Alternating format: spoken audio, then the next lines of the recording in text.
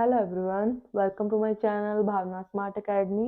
My name is Bhavna और आज का जो हमारा टॉपिक है वो है कंपनी, उसका मीनिंग। ठीक है, उसकी डेफिनेशन प्लस उसके फीचर्स। अगर आप लोग कॉमर्स स्ट्रीम से हो, ठीक है, या जो भी उससे रिलेटेड पढ़ रहे हो जिसमें आपका ये टॉपिक आ जाता है, चाहे वो शेयर्स वाले चैप्टर में हो, सबसे बेसिक टॉपिक जो 11th 12th में आप लोग पढ़ते ही आते हो, कंपनी क्या होती है, उसके फीचर्स।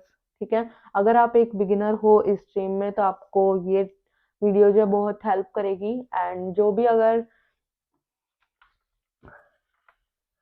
आप इस चैप्टर से रिलेटेड पढ़ते हो तो ये सबसे बेसिक होता है जो आपको पता होना चाहिए कंपनी के बारे में। ठीक है, ये रहे इसके नोट्स।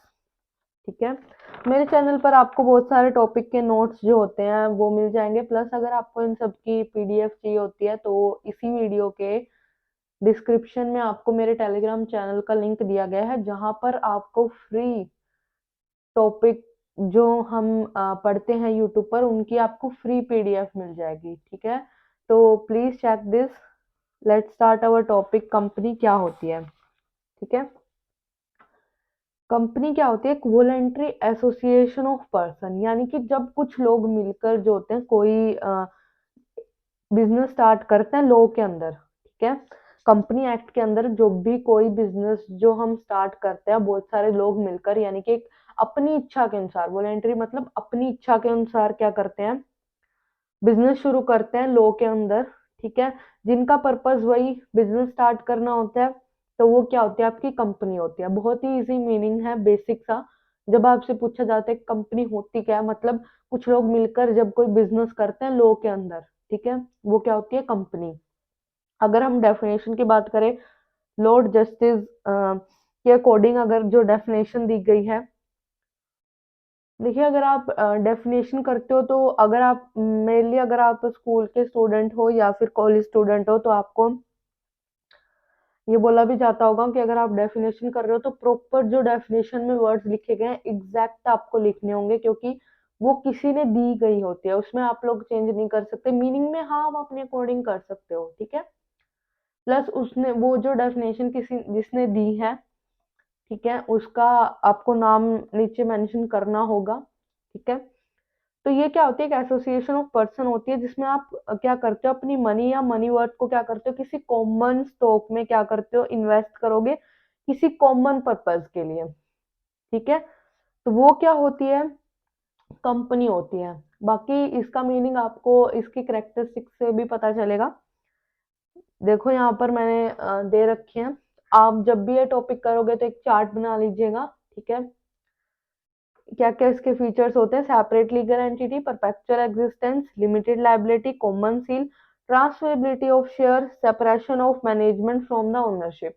ठीक है, आप सबकी बुक्स में बहुत सारे दिए होंगे, आई नो, बट जो बेसिस होते हैं जिनके जो इसके मेन होते हैं, जो आपको कंपनी वर्ड सुनते ही आपको जो आपको याद आनी चाहिए फीचर्स, ठीक है, वो यहाँ पर दी गई है। तो पहला है separate legal entity. Separate legal entity का मतलब है, मैं पहले इसको पढ़ने से पहले इसको बता देती हूँ कि सेपरेट लीगल एंटिटी का मतलब क्या होता है। फॉर एग्जाम्पल, अगर आपकी कोई कंपनी है, ठीक है, तो अगर आपकी कोई कंपनी है, मान लो कोई राम नाम का व्यक्ति है जिसकी एक कंपनी है, ठीक है, तो कंपनी का जो अस्तित्व होगा और जो राम का अस्तित्व होगा, दोनों क्या होंगे? अलग अलग होंगे। ठीक है, यानी कि कंपनी की एग्जिस्टेंस जो होती है वो क्या होती है? अपने मेंबर्स से क्या होती है? बहुत ज्यादा अलग होती है। एग्जिस्टेंस मींस अगर कंपनी कोई अपने नाम से कोई भी प्रॉपर्टी खरीदती है या फिर बेचती है, वो कंपनी अपने नाम से बेचेगी, ना कि उस पर कोई मेंबर ये नहीं कह सकता भी ये मेरी प्रॉपर्टी है। कंपनी का अपना एग्जिस्टेंस होता है, ठीक है, जिसको लेकर वो कोई भी प्रॉपर्टी अपने नाम से खरीदेगी, या फिर अगर बैंक अकाउंट जो होगा वो कंपनी अपने नाम से ओपन करेगी, ना कि उसमें जो लोग काम कर रहे हैं कोई ये नहीं कह सकता भी ये मेरी प्रॉपर्टी है। ऐसा कुछ नहीं होता। इसका मतलब ये है कि company have a separate legal entity, ठीक है, फ्रॉम इट्स मेंबर। ठीक है, परपेचुअल एग्जिस्टेंस की अगर हम बात करते हैं, परपेचुअल एग्जिस्टेंस का मतलब है कंपनी, आपको पता चल गया कि बहुत सारे लोगों का एसोसिएशन होती है, ठीक है, बहुत सारे लोग उसमें काम कर रहे होते हैं। इस तो इसका मतलब ये है कि अगर उनमें से बाय चांस अगर किसी पर्सन की डेथ हो जाती है, ठीक है, या फिर वो रिटायर होता है, या फिर वो इंसॉल्वेंट का मतलब है दिवालिया हो जाता है, ठीक है।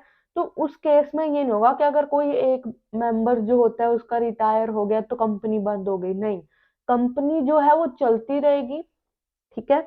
चाहे कोई भी जो उसके शेयर होल्डर हैं वो आए जाए, उसका कंपनी की एग्जिस्टेंस पर कोई इफेक्ट नहीं पड़ेगा, ठीक है। ये होता है आपका परपेचुअल सक्सेशन। कंपनी जो होगी वो तब बंद होगी जब आप उसको कंपनीज एक्ट के अकॉर्डिंग बंद करते हो, यानी कि वाउंड अप करते हो, ठीक है। मतलब कि शेयर होल्डर के आने जाने से कंपनी पर कोई इफेक्ट नहीं पड़ता, ठीक है। लिमिटेड लायबिलिटी का मतलब होता है कि लायबिलिटी लिमिटेड होने का मतलब है कि अगर बाय चांस आपकी कंपनी जो है वो लॉस में चली जाती है, तो अगर, तो उस केस में लोगों की क्या लायबिलिटी होगी, क्या क्या पे करेंगे, तो वो हर एक कंपनी की अलग अलग होती है। तो यहाँ पर देखो, जो लायबिलिटी होती है वो शेयर होल्डर की, वो कहाँ तक लिमिटेड होती है, limited to the unpaid value of the share. Unpaid value of share का मतलब है, शेयर आप लोग को पता ही होगा, जब आप कंपनी की कैपिटल को स्मॉल पार्ट में डिवाइड करते हो, ठीक है। जैसे मान लो आपके पर वैल्यू ऑफ शेयर है वो 10 है, ठीक है, और जो शेयर होल्डर है उन्होंने क्या कर लिया, 8 ऑलरेडी पे कर दिया। तो यहाँ पर आपको दिख रहा है कि दो आपके रहते हैं पे होने, सिंपल सी लैंग्वेज में देखो कि 10 रुपए देने हैं शेयर होल्डर को और उसने 8 दे दिए, तो देने कितने हैं, 2। तो यानी कि आप लोग 2 से ज्यादा उससे नहीं मांग सकते, ठीक है। तो वो क्या होती है उसकी लायबिलिटी, आप ये नहीं कह सकते अभी लॉस हो रहा है तो हमें तो 20 दे दे, 30 दे दे, तो ये सिचुएशन नहीं होती उसमें। कॉमन सी लिए सबसे इजी पॉइंटर, आपको पता भी होगा कि कंपनी, मैंने अभी बताया कि कंपनी अपने नाम से खरीदती है, तो आप सोचोगे कि अगर हम कोई प्रॉपर्टी खरीदते हैं तो उस पर साइन क्या होंगे, तो वो कंपनी की स्टैंप होती है, ठीक है। आपने स्कूल कॉलेजेस, ठीक है, उसमें भी देखी होगी कंपनी की अपनी एक स्टैम्प टाइप होते हैं, वैसी एक कंपनी की सील होती है जो कि इंपॉर्टेंट डॉक्यूमेंट पर लगाई जाती है कंपनी के, ठीक है। ट्रांसफरेबिलिटी ऑफ शेयर का मतलब क्या होता है कि शेयर जो होते हैं, मैंने अभी बताया कि कैपिटल को स्मॉल पार्ट में डिवाइड करते हो, और शेयर को ट्रांसफर करने के अपने रूल्स होते हैं हर एक कंपनी में, चाहे आगे हम पढ़ेंगे कि पब्लिक प्राइवेट, ठीक है। फिर आता है separation of management from the ownership, ठीक है। इसका मतलब क्या होता है कि मैनेजमेंट यानी कि जो मैनेज कर रहा है, ठीक है, और जो उसके ओनर होते हैं वो क्या होते हैं, अलग अलग होते हैं। अब देखो, मैंने अभी बताया कि कंपनी जो होती है अलग अलग लोगों का क्या होती है, एसोसिएशन होती है, ठीक है।